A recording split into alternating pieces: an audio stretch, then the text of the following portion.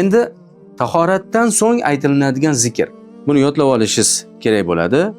Ashhadu an la ilaha illalloh vahdahu la sharika lah va ashhadu anna Muhammadan abduhu va rasuluh. Takrorlayman.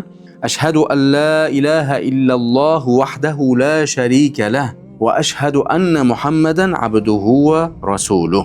Buni Imom Muslim rivoyat qilgan. Ma'nosi: ashhadu degani guvohlik beraman.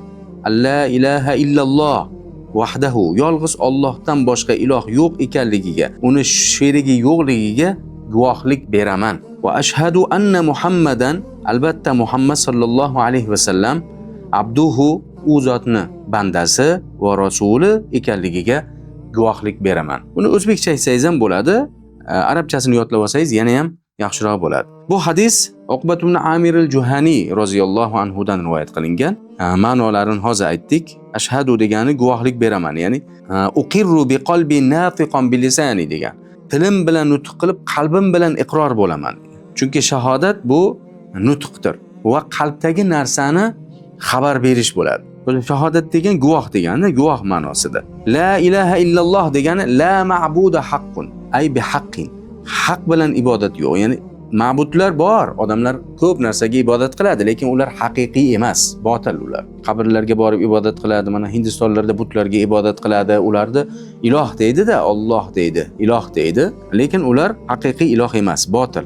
Bu yerda vahdahu tavkid bo'lyapti, la sharika lahu bu yerda nafidata. Bu yerda vahdahu degani isbotlashni tavkidi bo'lyapti. Yolg'iz haqiqiy ma'bud Alloh. La sharika lahu, endi undan boshqa iloh yo'q. Uni sherigi yo'q. Abduhu deganimiz Rasululloh sallallohu alayhi va sallamni bandalik bilan sifatlashlik. Chunki inson zotini eng ibodat qiluvchisi Rasululloh sallallohu alayhi va sallamdir.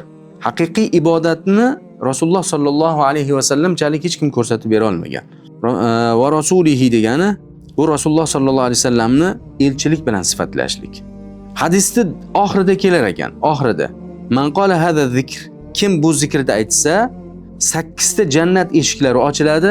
Unda yadkhulu min ayyiha sha degan, uni xohlaganidan kiradigan 8 ta eshiklar, jannat eshiklari u uchun ochiladi.